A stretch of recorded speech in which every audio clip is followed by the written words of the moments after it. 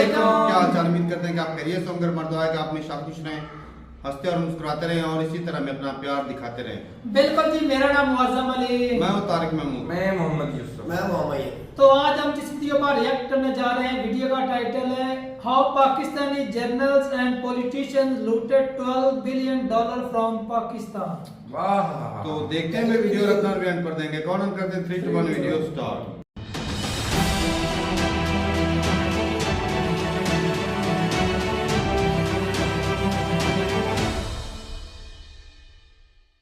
इस वीडियो में बताई गई सारी जानकारी पब्लिक प्लेटफॉर्म पर उपलब्ध है। इसमें ऐसी कोई जानकारी नहीं दी गई है जिससे हमारे सुरक्षा बलों की गोपनीयता भंग होती है। डिफेंस डिटेक्टिव सेना का सम्मान करता है और उन्हीं जानकारियों के आधार पर काम करता है जो सार्वजनिक रूप से मौजूद हैं।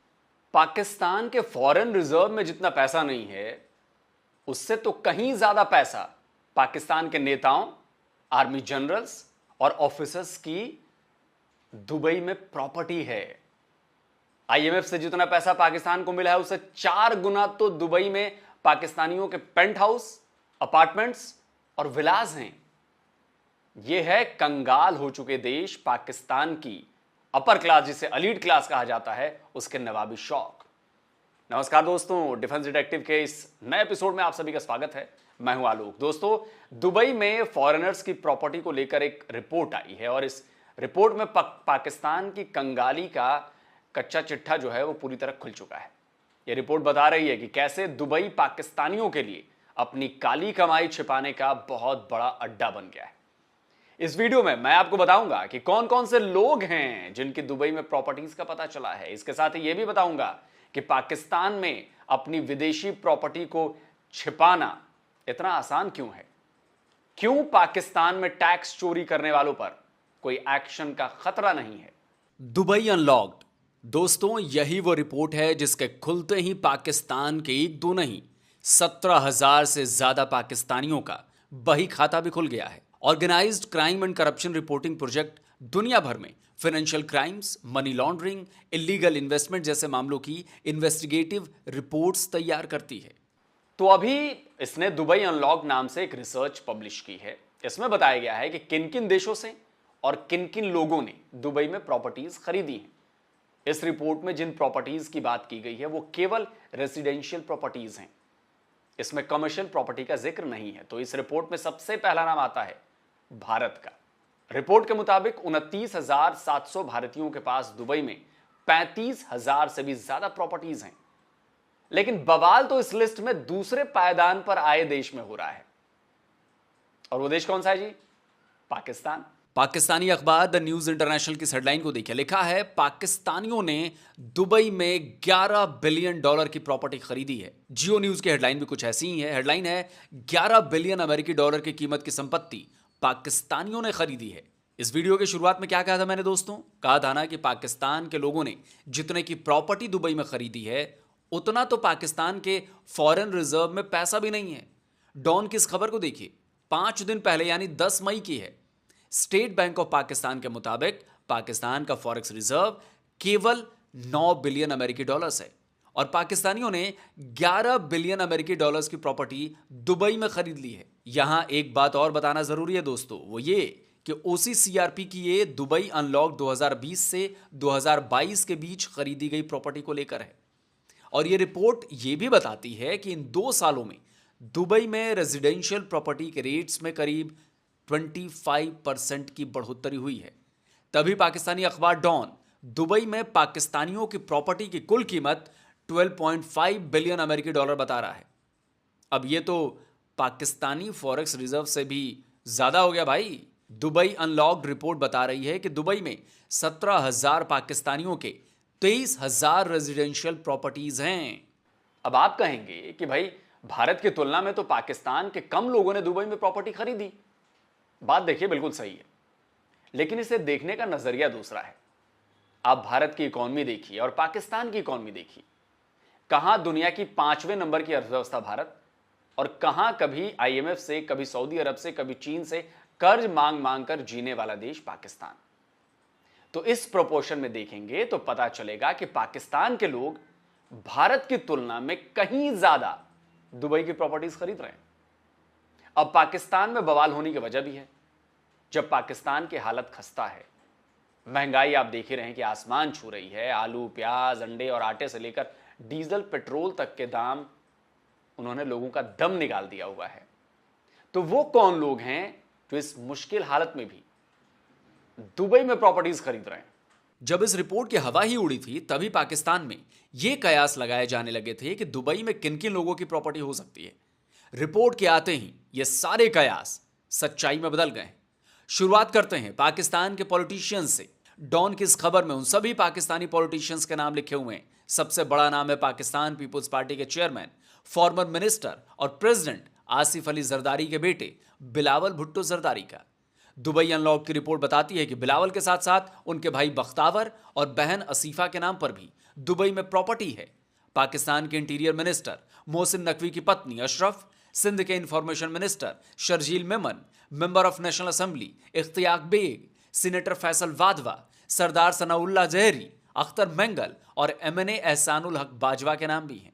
इनमें एक नाम पाकिस्तान के मौजूदा प्राइम मिनिस्टर शहबाज शरीफ के भतीजे और former prime minister Nawaz Sharif के बेटे हुसैन नवाज का भी है। बलूचिस्तान के फॉर्मर चीफ मिनिस्टर सरदार असलम रायसैनी, फॉर्मर मिनिस्टर मरवी मेमन समेत और भी कई पॉलिटिशियंस हैं। लेकिन ये बात इतने तक ही नहीं है। पॉलिटिशियंस के साथ साथ पाकिस्तान के पूर्व सरकारी अधिकारी और आर्मी ऑफिसर्स भी दुबई में प्रॉपर्टी होल्डर्स हैं। इस रिपोर्ट में पाकिस्तान के फॉर्मर प्रेसिडेंट और dictator late army general Pervez Musharraf का भी नाम है। द न्यूज इंटरनेशनल के मुताबिक परवेज मुशर्रफ और उनकी पत्नी के नाम पर 3 प्रॉपर्टीज का पता लगा है। ये प्रॉपर्टीज दुबई मरीना, बुर्ज खलीफा और अल तनयाह 5th में है। इतना ही नहीं, परवेज मुशर्रफ के करीबी रहे former military secretary lieutenant general Shafaatullah Shah के नाम पर भी दुबई में प्रॉपर्टी का पता चला है। पाकिस्तानी आर्मी के former DG major general Ehtisham Zameer और उनके बेटे के नाम पर भी दुबई में प्रॉपर्टी है। लेफ्टिनेंट जनरल अफजल मुजफ्फर के बेटे का भी इसमें नाम है। पीओके के आईजी पुलिस रह चुके डॉक्टर सुहेल हबीब ताजिक ने भी दुबई में प्रॉपर्टी खरीदी है। आप जानकर हैरान रह जाएंगे कि इस लिस्ट में पाकिस्तान के farmer army chief general Qamar Javed Bajwa के बेटे साद सिद्दीक बाजवा का भी नाम है। कई पॉलिटिशियंस ये दावा कर रहे हैं कि उनकी प्रॉपर्टी डिक्लेयर्ड है, यानी कि घोषित है। हालांकि कई रिपोर्ट्स ये भी बता रही हैं कि कुछ प्रॉपर्टी डिक्लेयर तो की गई, लेकिन वो खरीदने के कई सालों बाद, यानी वो पॉलिटिशियंस हों, आर्मी जनरल्स हों या फिर गवर्नमेंट ऑफिसर्स, हर किसी ने दुबई में रेजिडेंशियल प्रॉपर्टीज खरीदी हैं। दोस्तों, विदेश में प्रॉपर्टी खरीदना कोई गुनाह नहीं, लेकिन अगर उस प्रॉपर्टी को ब्लैक मनी से खरीदा जाए या फिर उसे इनकम टैक्स के दस्तावेजों में दिखाया ही नहीं जाए तो फिर यह क्राइम है। दुबई में 12 बिलियन अमेरिकी डॉलर से ज्यादा की कीमत की प्रॉपर्टीज पाकिस्तान के नेताओं, उनके बच्चों, आर्मी ऑफिसर्स और सरकारी अधिकारियों के नाम पर है। ऐसे में सवाल तो उठेंगे ही ना कि जिस देश के आम लोग गरीबी में मारे जा रहे हैं, वहां का एलीट क्लास दुबई में शेखों के साथ जीने के लिए अरबों खरबों का पैसा बाहर ले जा रहा है। आरोप लगाए जा रहे हैं कि दुबई में प्रॉपर्टी खरीदने वालों में से ज्यादातर का पैसा ब्लैक मनी का है। क्या आप 11 बिलियन कह रहे हैं? मैं यहाँ खबरें पढ़ रहा हूँ 12 बिलियन है इसकी। और ये तो सिर्फ अभी जो कुछ लोग जो बेनामी से प्रॉपर्टियां हैं, वो जो कमर्शियल प्रॉपर्टियां हैं, वो जो दूसरों के नामों पे, जो दूसरी कारपोरेशनों पे रजिस्टर करा के लिए, वो ये तो कुछ 30-35 बिलियन डॉलर का फ्रॉड है। आप हर आफत से बच जाएंगे, कोविड से बच जाएंगे, हर चीज। करप्शन आपके बोन मैरो का हिस्सा बन चुकी है, आपके बचने की गुंजाइश ही नहीं। दोस्तों, अब एक बार फिर आपको दुबई अनलॉक को लेकर भारत और पाकिस्तान के बीच चल रहे कंपैरिजन के बारे में बताता हूं।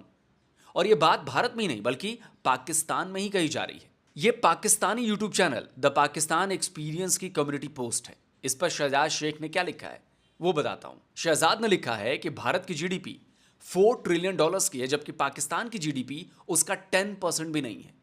दुबई अनलॉक डॉक्यूमेंट बताता है कि भारत के लोगों ने दुबई में 17 बिलियन डॉलर्स की प्रॉपर्टी खरीदी, जबकि पाकिस्तान के लोगों ने 11 बिलियन डॉलर्स की प्रॉपर्टी खरीदी। लेकिन जिस देश की इकॉनमी भारत की इकॉनमी का 10वां हिस्सा भी नहीं है, उस देश का एलीट क्लास ने दुबई में प्रॉपर्टी खरीद के मामले में भारत को जबरदस्त टक्कर दी है।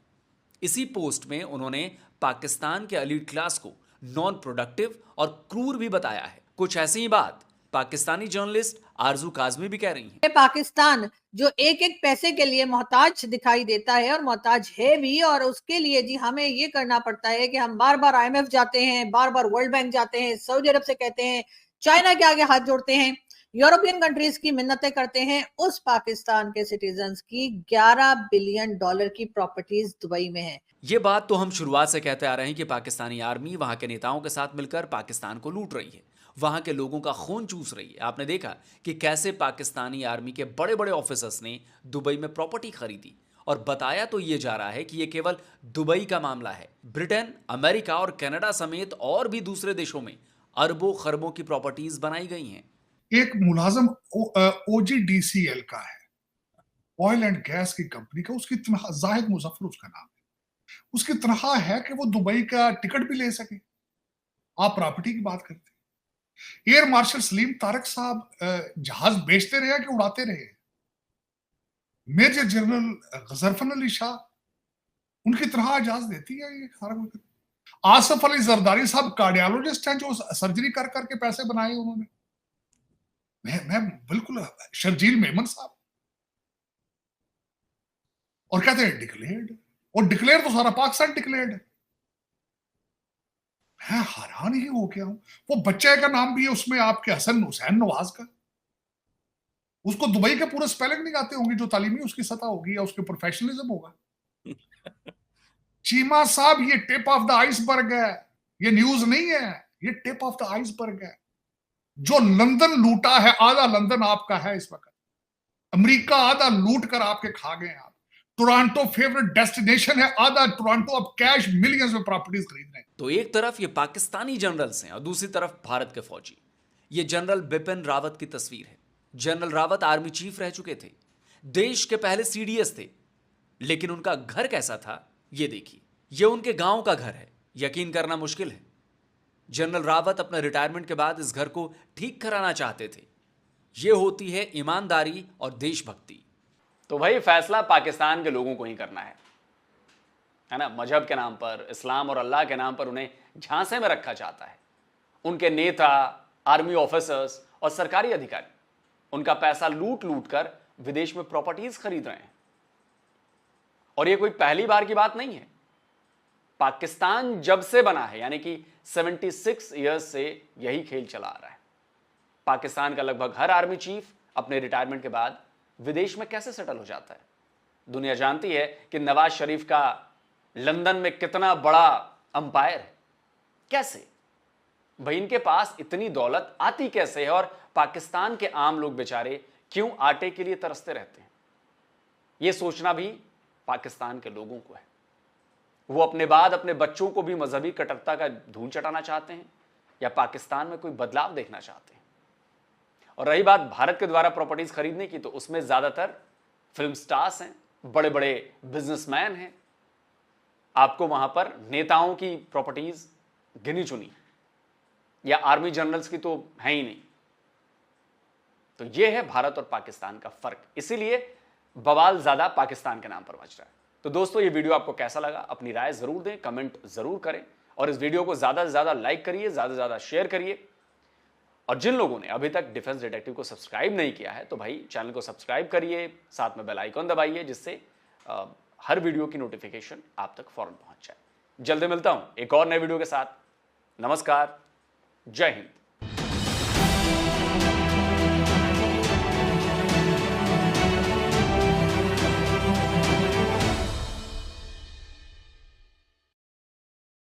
वीडियो खत्म हो गई भाई, बहुत इंटरेस्टिंग थी वीडियो।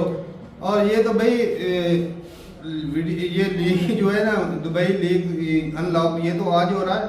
हमें तो भाई पहले बड़े बड़े कारनामे हो चुके हैं। हमें तो पहले से पता है कि भाई साहब ये अभी तक पहले तो सिर्फ लंदन के ही खुलते थे ना। पर मैंने ये रात को वीडियो देखी थी, इमरान रियाज ने एक वीडियो उसने बनाया, एंकर साहब ने, उसके अंदर उसने बताया था।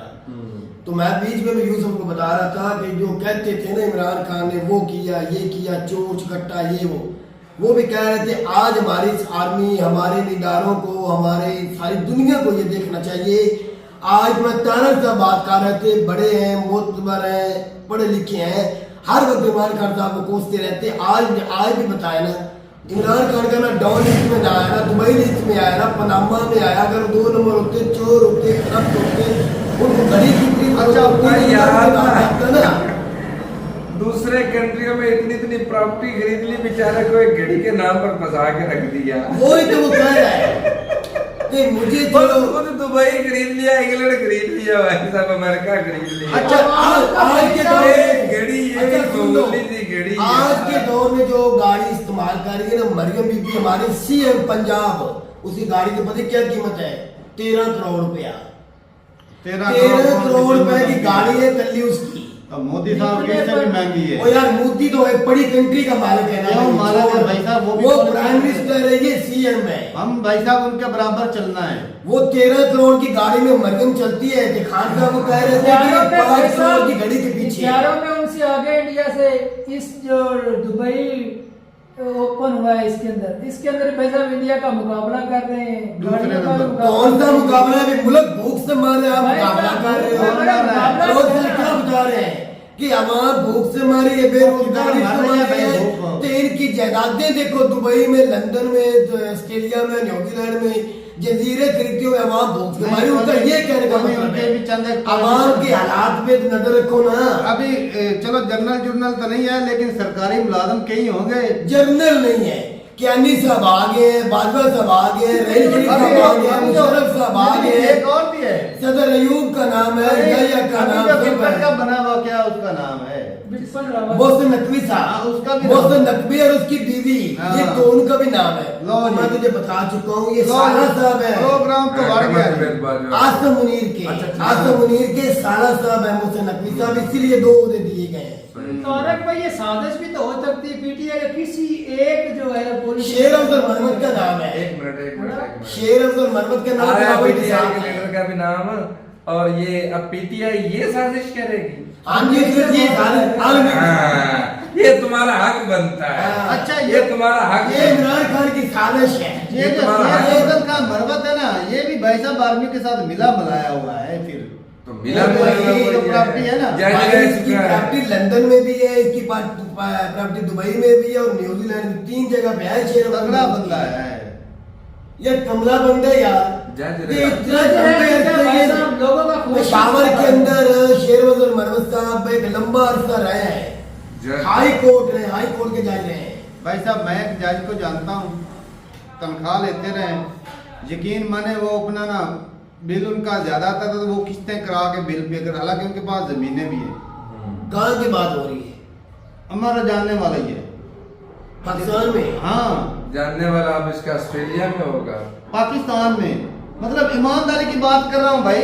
लग नहीं रहा है साहब। यकीन माने वो भाई साहब अपनी बिल जो है ना वो किस्तें लेकर देता रहे, अपनी 3-4 मरबे जमीन भी, अंदाजा लगा लो फिर। तो ये पाकिस्तान के आज जज, के दौर में ऐसा भी इंसान है। तो भाई वही तो मैं बात कर रहा हूँ कि वो ऐसा जज है। और ये जो है भाई साहब लंदन में प्राप्त तनख्वाह जो जिसकी जितनी तनख्वाह आती है उसके खर्चे भी उस हिसाब से होते हैं। बिल्कुल होता है। अच्छा, आप ये भी देख रहे हैं भी बिलावल के ऊपर इमरान खान साहब ने 9 मई का जो वाकया था उससे पहले बिलावल का आप देख रहे पीछे जाके थोड़ा सा केस किया था, ठीक है। केस करने के बाद 2 दिन बाद बिलावल ने मीडिया पे आके कहा था मेरे नाम पे एक चीज भी पाकिस्तान छोड़ के ना दुनिया में भी मुझे साबित कर दो। इस तरह मरियम बीबी ने बोला था। हाँ, अच्छा देख रहे आज इमरान खान ने साबित तो नहीं किया, उसने तो केस करवाया था। आज बिलावल को किसने साबित कर दिया है? पाकिस्तान में सबसे आगे कौन है? बिलावल साहब है। अच्छा भाई, यहाँ आपका फॉरेन मिनिस्टर, मौजूदा पार्टी के चेयरमैन। ये तो दूसरे कंट्री में दुबई में जाके तलवे चाटते हैं, 5 बिलियन की इन्वेस्टमेंट आ रही है, इतने बिलियन की इन्वेस्टमेंट आ रही है। तो ये जो 11 बिलियन की जो 12 बिलियन की उधर जाके जो ये तो अभी जो है ना वो रेजिडेंशियल जो है एरिया वो है जो रहने के लिए, कमर्शियल के लिए तो और भी ज्यादा। अभी जो दूसरा है वो तो डेटा भी लीक ही नहीं हुआ या बताया ये तो रहने के लिए जो किराया वगैरह तो इसीलिए खान साहब ने इस्लामाबाद में खड़े होकर कहा था ना कि सिर्फ और सिर्फ एक जरदारी कहते हैं सब पे भारी। इमरान खान ने कहा था वो भारी सिर्फ अकेला पैसा लेके आ जाए पाकिस्तान में तो कर्जा सारा उतर सकता है। नहीं यार, सारा तो नहीं उतरता, सारा बहुत बड़ा मुंह है सारे का। और मामा उसके पास पैसा बेचना है नहीं है भाई, उसकी आपका जमीन नाम है, बैठ जा। बेनजीर की पॉलिसी का पता कितना नहीं पैसा है है भाई, कुछ भी नहीं। जायदादें पता इसकी न्यूजीलैंड, ऑस्ट्रेलिया, सारी इंग्लैंड, दुबई सारी में संपत्ति मिलाकर कर्जे के बराबर नहीं बन नहीं है। चलो नवाज शरीफ की भी मिला लो, अदानी की भी मिला लो, नहीं है। तब भी नहीं। सबको मिला के नहीं है भाई साहब, तब भी नहीं है। यार ऐसे कैसे बकवास करता है 24 घंटे? वो उन्होंने कहाँ से बनाई है? पाकिस्तान वो से पैसा बनाई ले है। कहाँ से गया मुझे ये बता। अब कर्जे के वो बराबर भी नहीं लेकर है। लेकर जिधर से भी बताइए पाकिस्तान के कर्जे के इक्वल नहीं है उनकी क्यों? संपत्ति, नहीं ज्यादा है। नहीं खा भी है। ज्यादा कर लो। कम है, बहुत ही नहीं, कम फिर है। ज्यादा कर ये उनकी प्रॉपर्टी भी बेटा अभी 7वां हिस्सा कहीं बताया गया है। जितनी मर्जी उनकी 7वां में प्रॉपर्टी अच्छा, ये कुछ ना नहीं, झलक दिखाई सारी दी बातें है। छोड़ो, जब ये सूरत दिख रही है कि भाई पाकिस्तान कर्जे के लिए 1-1 बिलियन के लिए ना वो कान हाथ पैर जोड़ के वो लेता है IMF के मिन्नतें नाक करके रगड़ना पड़ता है, सारी शर्तें मानना पड़ती हैं। अब ये IMF की वजह से कश्मीर पे इन्होंने देख लो टैक्स बढ़ाने की कोशिश की, वहाँ पे 4-5 लोग जो है वो मारे गए, ऊपर से ना हालात खराब चल रहे हैं। नहीं कि रात के नहीं चलो हो जाने, लेकिन खराब तो है, नफरत तो एक किस्म की शुरुआत हो गई ना। वापस थोड़ी ना लेकिन IMF की वजह से ना, कर्जे की वजह से। बिल्कुल। अच्छा अब जो है सूरत जो हो रही है, भाई मुझे तो नहीं लगता कि पाकिस्तान अपने पैरों पे कभी खड़ा भी होगा, सवाल है क्योंकि इन्होंने इनका जो मकसद होता है ना वो लूटने वाला होता है। खोखले इतना कर दिया है भाई। जो आता है वो सिर्फ अपना अपना हिस्सा लेने के लिए आता है। मैं तभी सोचूं साला यूके वाले ना एक प्राइम मिनिस्टर बना, उससे कंट्री संभल नहीं रहा था, इकोनॉमी नहीं सुधर रही थी, उसने इस्तीफा दे दिया। फिर दूसरा आया, उसने भी इस्तीफा दे दिया। फिर ऋषि सुनाक आया, ऋषि सुनाक तीसरे नंबर पे आके फिर थोड़ा सा स्टेबल हुआ, कुछ ना कुछ चला है। हमारे भाई साहब दिवालिया की सूरत हाल में कहता मुझे बनाओ मुझे बनाओ मुझे बनाओ, ऊपर से पैसे खिला के आते 50-50 करोड़ एक MNA वो को। भाई अकेली शाजिया मरी जो है ना पीपल्स पार्टी की, ये तो बड़े होते हैं, नहीं छोड़ते। पैसे घर के अंदर सिर्फ 6 अरब रुपया सिर्फ 6 अरब घर से निकला है। एक मामूली तो सी वो मामूली सी MNA है। नहीं है। शाजिया मरी पीपल्स पार्टी की आज भी समरी इस्लामाबाद में बैठी है। 6 अरब रुपया यार पार्टी बांटी होगा। यार एक सिर्फ उसके घर के अंदर से जो लेकिन निकला बराबर था वो उससे- 6 अरब रुपया है, और दूसरा जो डेटा पैसा बैर की उसकी प्राप्ति है वो तो हमें पता ही नहीं। अच्छा वो उसका कुछ भी नहीं बना। कुछ क्या भी नहीं बनना? बना, किसी ने पूछा और नहीं। इनका क्या बनना है? इनके ये जो पास लीक पावर वही वो का पाकिस्तान में घर में पीपल पार्टी को को भाई साहब एक घड़ी के लिए धर लिया जाता, और ये जो बिलियन वाली प्राप्तियां इसको कुछ नहीं। शादियां मरी थी। 1 करोड़ की घड़ी के पीछे अमाम को लगा दिया मीडिया वालों ने, और ये खुद सियासत से है। 85 अरब हाँ जी। घोटाला किया ओए। है। अकेली शादियां मरी ने 85 तो अरब भाई 6 अरब रुपया सिर्फ शादियां मरी के घर से निकला। जेडी उसकी प्रॉपर्टी बैर मुल्कों में है या कोई जजीरे या कुछ है ना उसका फार्म, उसके अलावा तो एक घड़ी का लालच इमाम को बता दिया कि इसने घड़ी चोरी की। और भाई 17 करोड़ की उस वक्त की गाड़ी जो लेके घूमता था मियां नवाज शरीफ, खान साहब 18 से पहले 17 करोड़ की ताकत वो और वो तो अमीर लोग हैं भाई, एक तरफ करते हैं हमारे अपने हाथों की कमाई खा रहे, इसको वो भी जलन होती है। हाँ नवाज शरीफ जरदारी और फौज मारी और बोल रहे जज उनके कारोबार है, भाई साहब कारोबार से ये अपने हाथों की कमाई खा रहे हैं। इन्होंने चोरी या करप्ट एक इंसान नहीं है। ये Dubai league, Panama league, doll league ये झूठ है। चलें जी ठीक साढ़े है। साढ़े तो सारी हदें पार कर उसने बोल दिया यूके के अंदर इनके कारोबार है, यूके आधा टोरंटो बोल दिया, वो तो कह रहे आधा है ही पाकिस्तान का। तो फिर भाई साहब मैं कहता हूँ जाते जाते तुझे बता दो एक भी अच्छी अल्लाह बात। होना चाहिए। जाते जाते ये अफसोसनाक खबर के ऊपर एक खुशी की बता दो, सादक जो लड़का था जिसको इंडिया ने ऊपर केस भी करवाया था, जो मेयर था लंदन का, आलोक सर की वीडियो के ऊपर केस किया जा रहा है। वो बहुत बोलता है इंडिया के खिलाफ। वो तीसरी बार रात उसने फिर हलम उठा ली, वो क्या बना। फिर तीसरी बार मेयर बन गया है लंदन का। चलें जी सही है भाई, इस कंट्री का कुछ नहीं हो सकता। ये है कि भाई साहब ये ऐसे ही चलेगा। आज लूजा लगना चढ़ेगा लोगों कर्जा को। ले लेके भी चलाना है भाई, हमने तरक्की तुरक्की नहीं करनी। आलोक सर कह रहे थे हिसाब, भाई कौन हिसाब लेगा? किसने हिसाब, जिसने हिसाब लेना था वो जेल में बैठा हुआ है। जिसने सबको नंगा किया था भाई पकड़ना था वो जेल में बैठा हुआ है। और घड़ी का भी हिसाब उस बंदे से ले रहे जिसका टाइम भी बुरा चल रहा है। चले जी ठीक है भाई, अपनी राय जरूर बताइएगा कमेंट सेक्शन में। मिलते रहे वीडियो के साथ, तब तक के लिए इजाजत दें। अल्लाह हाफिज़।